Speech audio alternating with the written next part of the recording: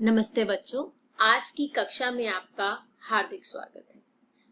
इस वीडियो के माध्यम से मैं आपको हिंदी के छायावादी युग के महाकवि सूर्यकांत त्रिपाठी निराला का जीवन परिचय प्रस्तुत करने जा रही हूँ। मैंने जीवनी को बहुत ही आसान तरीके से बनाया है, तो आइए शुरू करते हैं। जीवन परिचय। सूर्यकांत त्रिपाठी निराला का जन्म सन 1898 में बंगाल के मेदिनीपुर जिले के महिषादल गांव में हुआ था। उनका पितृग्राम गढ़कोला है, जो कि उत्तर प्रदेश में है। उनके बचपन का नाम सूर्य कुमार था। बहुत छोटी आयु में ही उनकी मां का निधन हो गया, अर्थात मृत्यु हो गई। निराला जी की विधिवत स्कूली शिक्षा 9वीं कक्षा तक हुई है। पत्नी की प्रेरणा से निराला जी की साहित्य और संगीत में रुचि पैदा हुई। सन 1918 में उनकी पत्नी का देहांत हो गया और उसके बाद पिता, चाचा, चचेरे भाई एक एक कर सब चल बसे, यानी सब मृत्यु को प्राप्त हो गए। अंत में पुत्री सरोज की मृत्यु ने निराला जी को भीतर तक झकझोर दिया। अपने जीवन में निराला जी ने मृत्यु का जैसा साक्षात्कार किया था, उसकी अभिव्यक्ति उनकी कई कविताओं में दिखती, यानी उन्होंने जो भी अनुभव किया वो सब अपनी कविताओं में डाल दिया।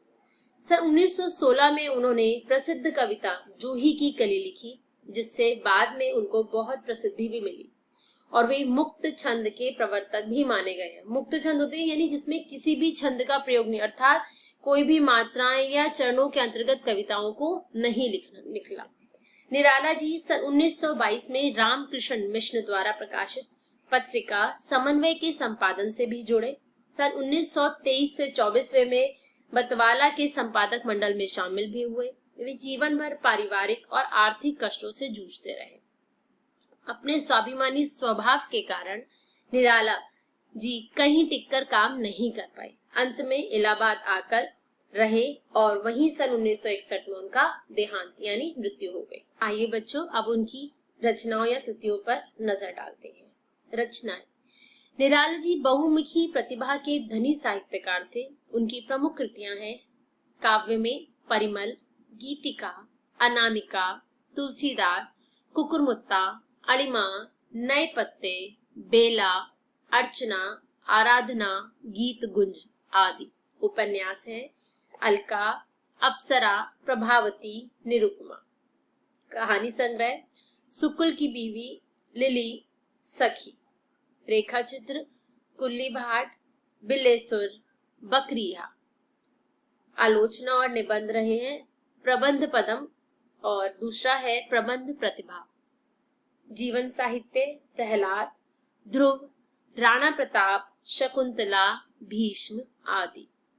उनका संपूर्ण साहित्य निराला रचनावली के 8 खंडों में प्रकाशित हो चुका है। आइए अब उनकी काव्यगत विशेषताओं पर नजर डालते हैं। काव्यगत विशेषताएं। छायावाद और हिंदी की स्वच्छंदतावादी कविता के प्रमुख आधार स्तंभ निराला का काव्य संसार बहुत व्यापक है, यानी बहुत विस्तृत है।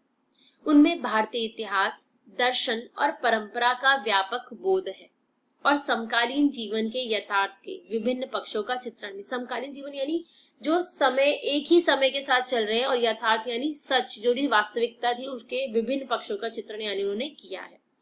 भावों और विचारों की जैसी विविधता, व्यापकता और गहराई निराला जी की कविताओं में मिलती है, वैसी बहुत कम कवियों में है। उन्होंने भारतीय प्रकृति और संस्कृति के विभिन्न रूपों का गंभीर चित्रण अपने काव्य में किया है। भारतीय किसान के जीवन से उनका लगाव उनकी अनेक कविताओं में व्यक्त हुआ है। यद्यपि निराला जी मुक्त छंद के प्रवर्तक माने जाते हैं, तथापि उन्होंने विभिन्न छंदों में भी कविताएं लिखी हैं। उनके काव्य संसार में काव्य रूपों की भी विविधता है। एक और उन्होंने राम की शक्ति पूजा और तुलसीदास जैसी प्रबंधात्मक कविताएं लिखी, तो दूसरी ओर प्रगीतों की भी रचना की है। प्रगीतों से तात्पर्य है जो निजी अनुभूति का प्रतिबिंब होते हैं बच्चों, उन्हें गाया भी जा सकता है। उन्होंने हिंदी भाषा में गजलों की भी रचना की है। उनकी सामाजिक आलोचना व्यंग्य के रूप में उनकी कविताओं में जगह जगह प्रकट हुई है। व्यंग्य यानी कटाक्ष की जिसकी हम बात करते हैं, आलोचना यानी गुणदोष की बात करना। निराला जी की काव्य भाषा के अनेक रूप और स्तर हैं। राम की शक्ति पूजा और तुलसीदास में तत्सम प्रधान पदावली है, तो भिक्षुक जैसी कविता में बोलचाल की भाषा का सृजनात्मक उपयोग, भाषा का कसाव, शब्दों की मितव्ययिता और अर्थ की प्रधानता उनकी काव्य भाषा की जानी पहचानी विशेषताएं हैं। आशा करती हूँ बच्चों आपको ये जीवन परिचय समझ आ गया होगा। धन्यवाद।